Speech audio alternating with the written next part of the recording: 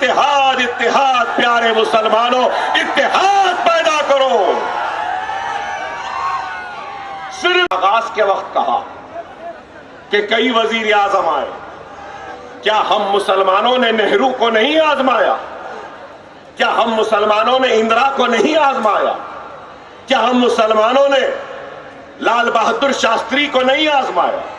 क्या हम मुसलमानों ने राजीव गांधी को नहीं आजमाया? क्या हम मुसलमानों ने मुरारजी देसाई को नहीं आजमाया? क्या हम मुसलमानों ने क्या वीपी सिंह को, चंद्रशेखर को, आई के गुजराल को, देवेगौड़ा को, मनमोहन सिंह को, पीवी नरसिम्हा राव को, सबको आजमाया? फिर क्या बात है कि इस मुल्क का सबसे पिछड़ा हुआ, सबसे कमजोर और सबसे आखिर में रहने वाला मुसलमान है, तो वो क्यों है? इसका जिम्मेदार कौन है?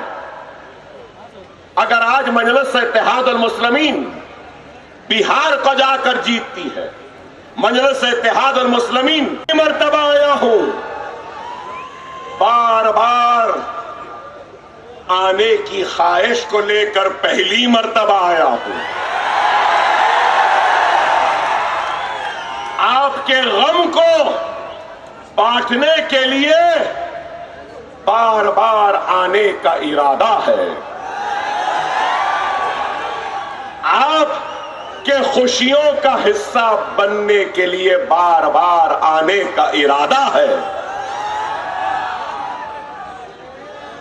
दुनिया में बहुत लोग होंगे जिनके पास दौलत है, जिनके पास ताकत है, जिनके पास शोहरत है, लेकिन बहुत कम लोग होंगे जिनके पास इतनी मोहब्बत है।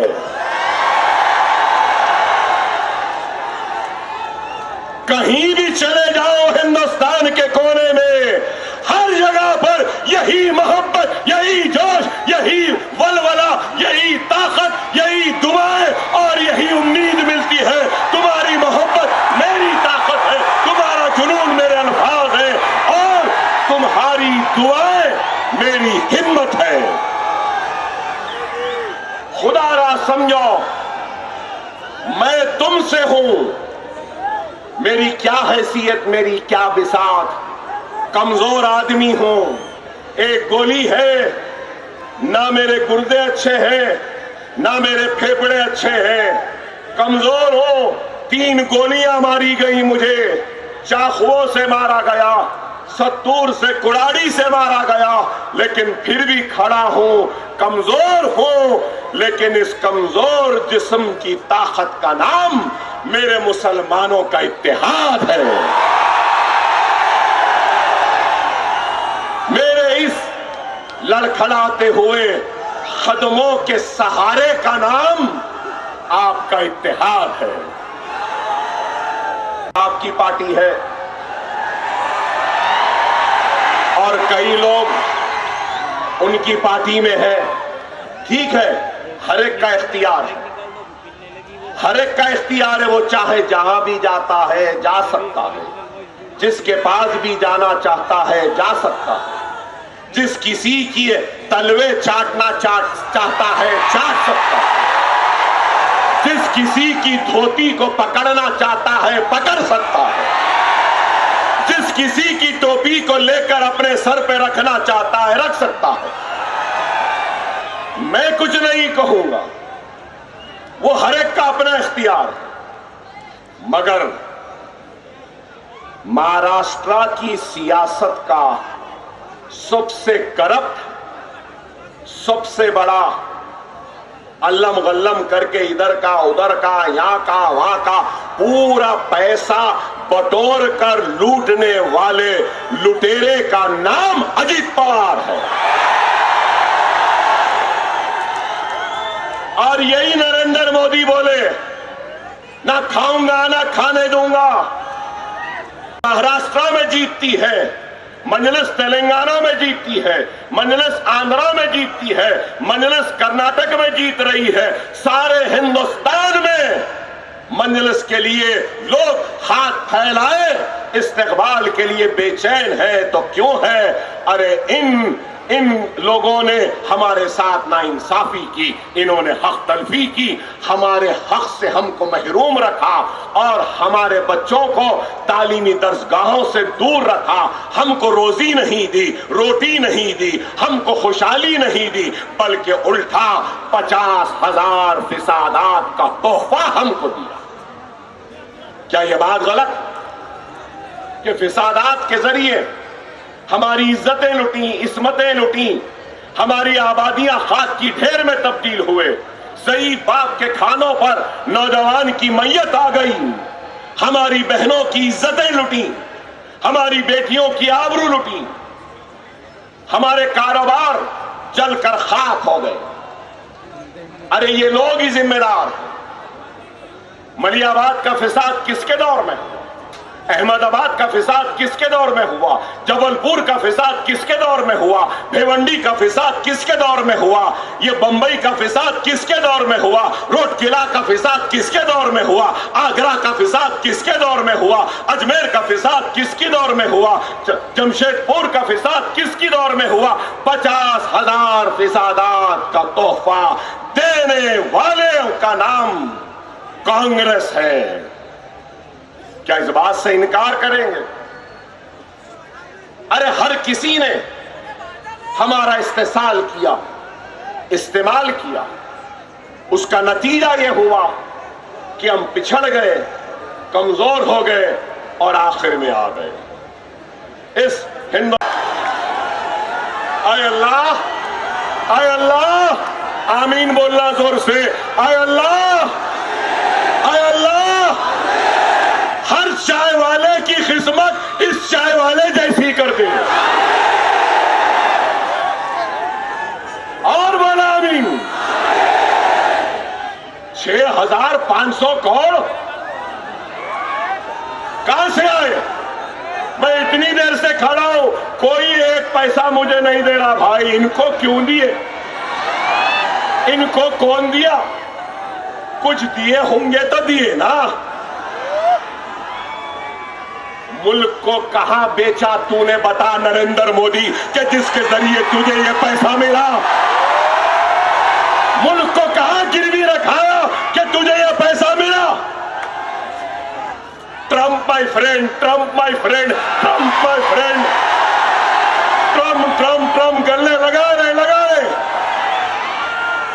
ट्रंप टैरिफ 500 तक आ गया, एक्सपोर्ट 0 हो रहे हैं, फार्मास्यूटिकल एक्सपोर्ट्स गिर रहे हैं, चाइना से ताल्लुकात खराब, अमेरिका से ताल्लुकात खराब, सोवियत यूनियन से ताल्लुकात खराब, बांग्लादेश से ताल्लुकात खराब, बर्मा से ताल्लुकात खराब, सबसे खराब।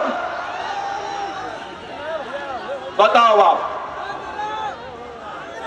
यही बोले, यही नरेंद्र मोदी बोले, मनमोहन सिंह को बोले, करप्ट शख्स इनके बाजू बैठता है और ये मुस्कुराते रहते हैं। बेशक मुस्कुराएंगे, क्योंकि मेरे नजर में भी नरेंद्र मोदी करप्ट है। नरेंद्र मोदी भी इस मुल्क को लूट रहे हैं, नरेंद्र मोदी भी इस मुल्क को कमजोर कर रहे हैं। आप बोलेंगे कैसा? इलेक्टोरल बॉन्ड सुने, इलेक्टोरल बॉन्ड सुने ना।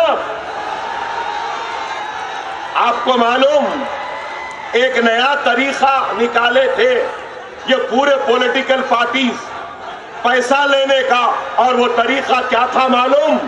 Electoral bond. 6,500 करोड़ रुपया बीजेपी को आया। वाह, 15 लाख यहां नहीं आए, 6,500 इनके पास आ गए।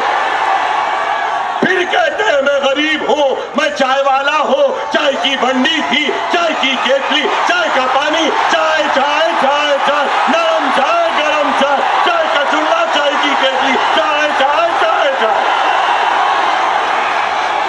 मनमोहन सिंह साहब आपकी उम्र से ज्यादा हो गया, क्या ज्यादा हो गया?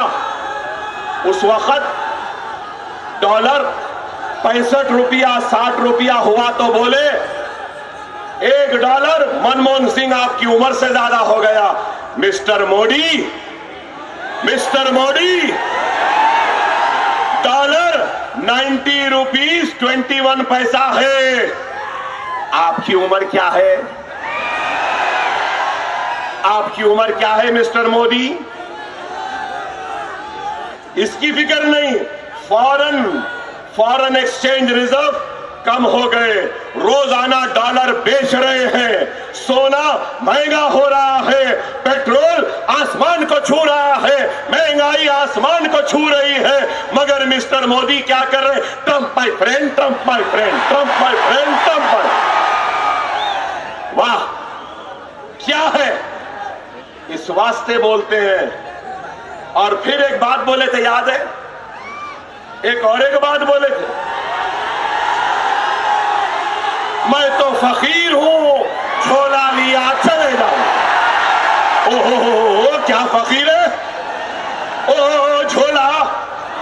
अरे अब वक्त आ गया है, अब वक्त आ गया है।